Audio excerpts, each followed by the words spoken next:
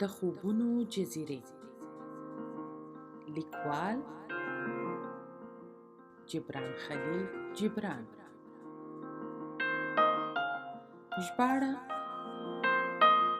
زینب صالح. لوستونکي مرسل احمدزی.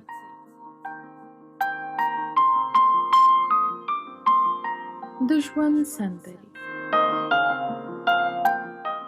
ژوند ستاسو لپاره یو ښکلی ساز دی او د خوښۍ د نغمو خزانه.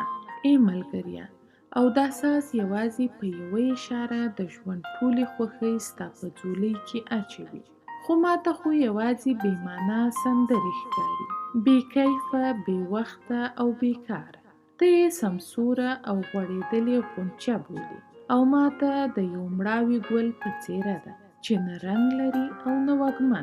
دا یو کیف راوستونکی خوب مه ګڼه، ځکه تعبیر یې نهیلي کوونکی او له بریده وتی غمجن کوونکی دی.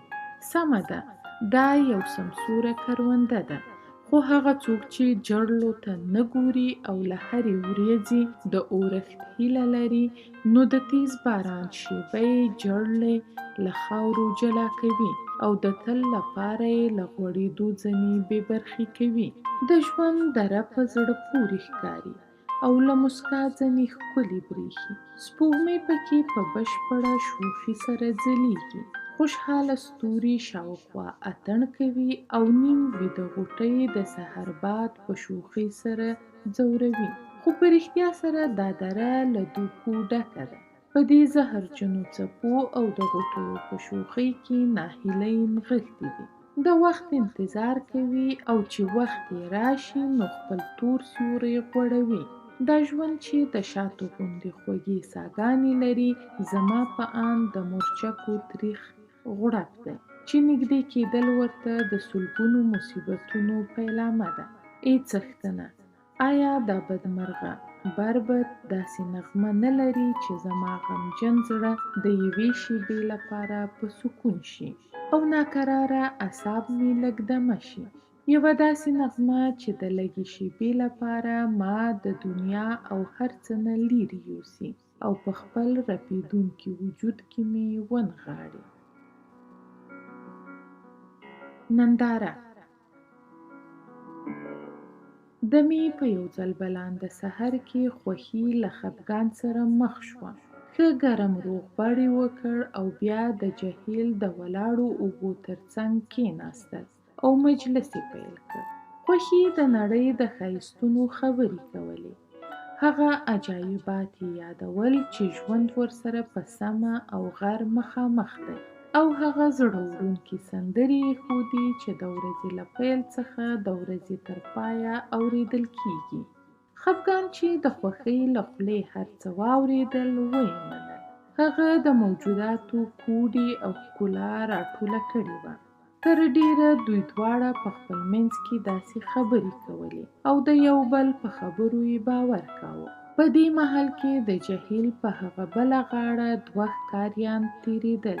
یوه ملګري وویل: خدای زده چې هغه دوه څوک دي چې د جهیل په هغه بله غاړه ناست دي. دویم وویل: تا څه وویل؟ هلته خو یوازې یو کس دی، زه خو دویم نه وینم. لومړي وویل: نه مړه، دوه دي. دویم وویل: هلته یوازې یو کس دی او په اوبو کې هم د یوه کس انځور ښکاري. لومړي بیا وویل: نه، دوه دي او په اوبو کې هم دوه انځوره دي. د دویم همغه خبره وه چې یو کس دی، او لومړي بیا په ټینګه ویل چې دوه کسه دي او په اوبو کې هم دوه انځوره دي. تر اوسه یو ښکاري ګیله کوي چې د ملګري نظر یې خراب شوی دی. یو څیز ورته دوه ښکاري او بل بیا وایي چې د ملګري دید یې لږ شوی دی او څیزونه په سمه توګه نشي لیدای. شمعې ته. د سوي زړه والا شمعې، ته ولې داسې خفه یې؟ د خوښۍ په دې محفل کې د خفګان څپې څه کوي؟ د پتنګانو سرښندنې دې زړه داغلی، که د بیچارګۍ خیال دې ځوروي. ای د درد انځوره، داسې ساړه اسویلي ولې کوي؟ د تیر مهال کوم یاد دې تازه شو؟ او که د خپلې دعا د بې اغیزه کېدو له کبله غلی او خفه یې؟ د تیر مهال افسانې یادول هیڅ ګټه نه لري. د تیر مهال د تیر او هیر وخت د څو شیبو یادول څه پکار؟ هغه سرابګونې شیبې چې دومره ژر تیرې شوې لکه د نیلوفر پر پاڼو چې د اوبو حباب جوړ شي او د اوبو څپه یې بیرته ړنګ کړي له هستۍ بیزاره شمې. داسې په سلګو سلګو ولې ساه ورکوي؟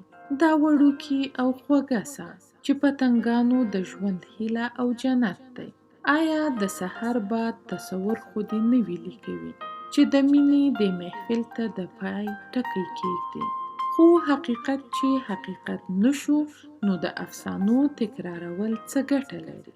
چې قافله لاړه، نو د پښو د نښو د ورکېدو غم یې څه لکوي؟ ته د خپلې هیلې د نه پوره کېدو غم وړې، خو هغه هیله هیڅ معنا نه لري چې د نه پوره کېدو داغ ونه ګوري. د سوز ترجمانې شمې، ته د ځانه په سوځولو د نورو د سوځېدلو د احساس له کبله مضطربه یې، خو د ژوند راز په همدې کې پټ دی. لمر د خپل زړه ګرم آهونه لکه د وړانګو د بوډۍ ځمکې د هډوکو او ستومانه وجود د تودولو لپاره رالیږي، او سپوږمۍ شپې ته خپلې سړې ساګانې ورکوي چې د تیارو زړه وچوي. دا پناه کېدونکی ژوند د ترخو زهرو ګوټ دی، او هره کرښه یې له خنډه ډکه ده.